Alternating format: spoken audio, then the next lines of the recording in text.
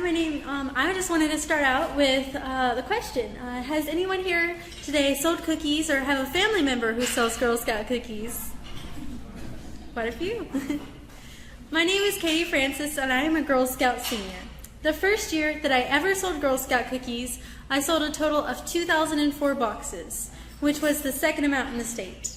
I learned that if I sold the most, I could earn a scholarship for my 529 college savings account. So I decided that I wanted to try and reach for that. So I ended up selling 7,482 boxes, which ended up breaking the state record. The next year I wanted to try and do that again and just sell as many as I possibly could. So I ended up selling 12,428, breaking the state record again. I decided that the next step was to go for reaching the world record. So I did some research with my mom, and I found out that it was 18,000 boxes of cookies, which was set by Elizabeth Brenton in the mid-1980s. We called her up, and she gave me the advice to think outside of the box. And her way of doing that was being the first girl in her area to sell cookies in front of grocery stores. Since then, I've broken the world record twice, and I recently broke the career record of 100,000 boxes by reaching 101,106. My first motivation was to earn a scholarship for my college savings account, but since then, as all things do, my sale has evolved to become so much more than that. It's more about being able to make a difference in my community and the impact that I'm able to make from my cookie sale. Every year before the cookie sale starts, everybody in my troop does a whole bunch of research, and we find organizations in our community that we want to support. And it's helped teach us that we can make a difference, and everything that we do, no matter how small, does make an impact. And one of my very favorite things that we've gotten to do is help mentor another troop. And so they are an in-school troop, and they're mostly low income, so they meet during the day during their recess period. And so they don't get to do very many outdoor activities. So we decided that we wanted to do something about that. So a couple years ago, we took them to a day camp, Camp Cookie Land, and they learned a whole bunch of hiking skills. They learned songs and skits, how to pitch a tent. They roasted s'mores and made lunch over a campfire. It was a lot of fun. Since then, we've also held a cookie training event so they could learn business skills. And most recently held a badge fair at Martin Nature Park where they learned a whole bunch more outdoor skills, and we've actually created quite a bond and relationship with this troop, and we've become like mentors to them, and it means so much to us to be able to make a difference in their life. The other great thing about these activities is that they're girl-led, so adults or the troop moms help us out and lead us in the right direction.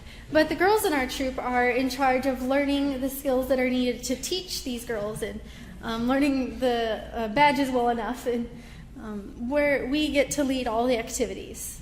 And one thing that I've learned is to motivate others. So ever since I started selling so many cookies, I've been talking to and encouraging other girls in my council to be the best at whatever they do. And I've made some really, really good friends along the way. And I've also noticed that the sales in my council have gone up quite a lot since then. So there's quite a few more opportunities for community service work. And my troop also sells quite a lot of cookies, which opens up more opportunities for big fun trips.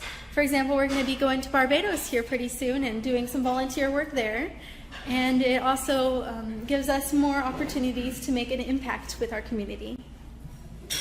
One way that I think outside the box, as Elizabeth Brenton once did, is by singing. So when I'm out selling, I need a way to grab people's attention and convince them to support me on my goal by buying or donating cookies.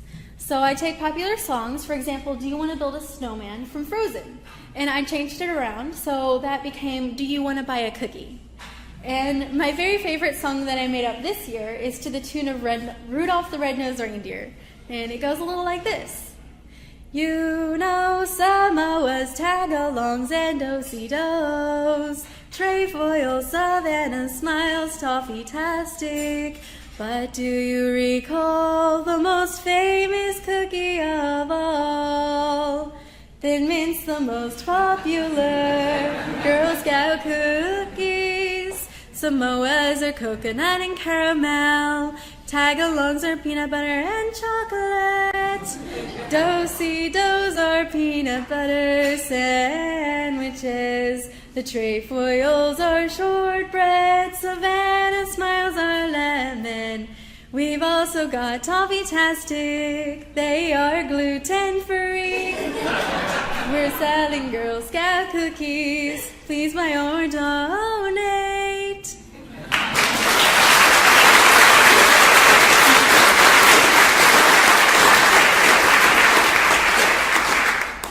Sometimes I had to change around the words because we recently got a new cookie, the s'mores, but we kept running out.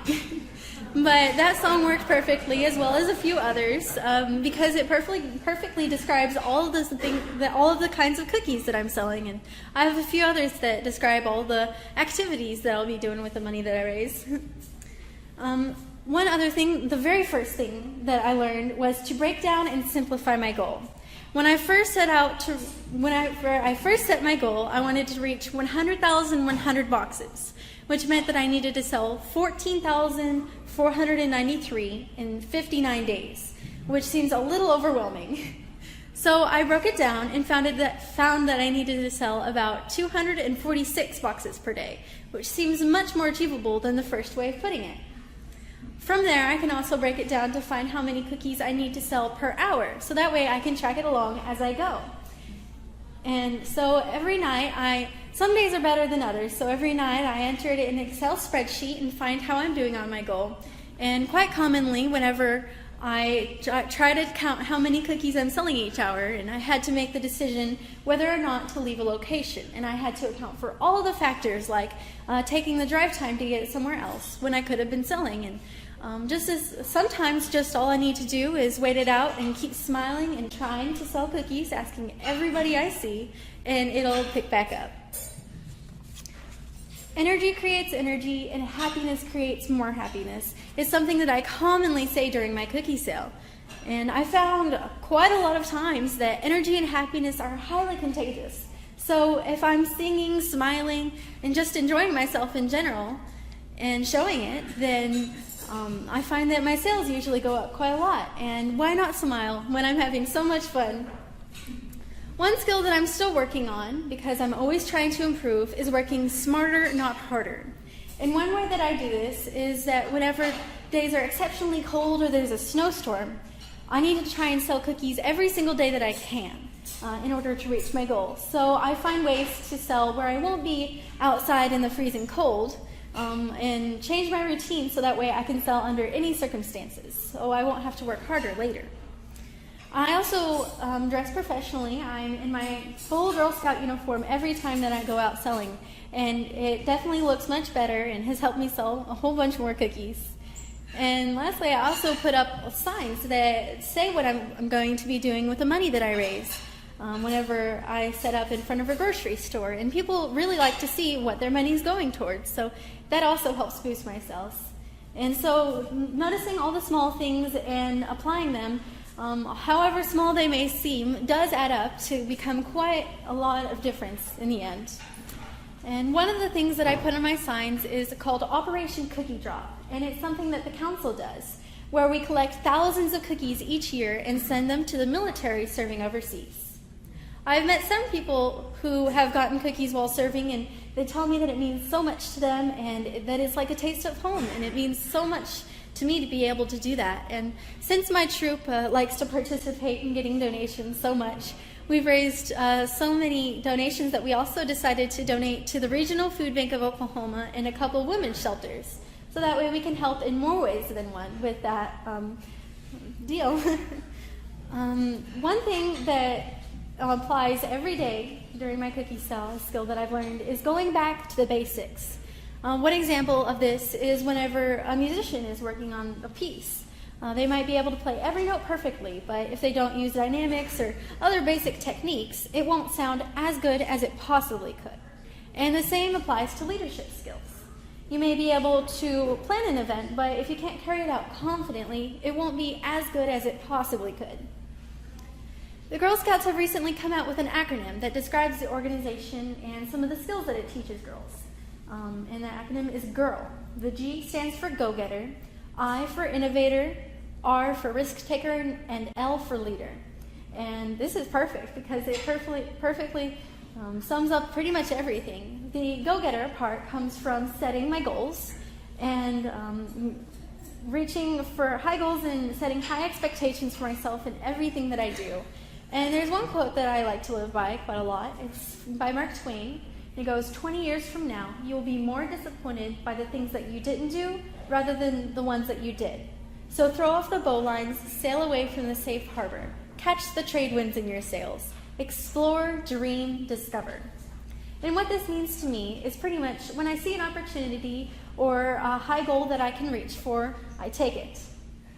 The innovator part comes from how I go about achieving these goals. So, for example, on snow days, I need to find a way to sell inside. So, because whenever I'm selling outside, chances are people won't want to stop in the freezing cold to buy cookies. So finding a way around this circumstance problem and working under any circumstances have become what make me an innovator.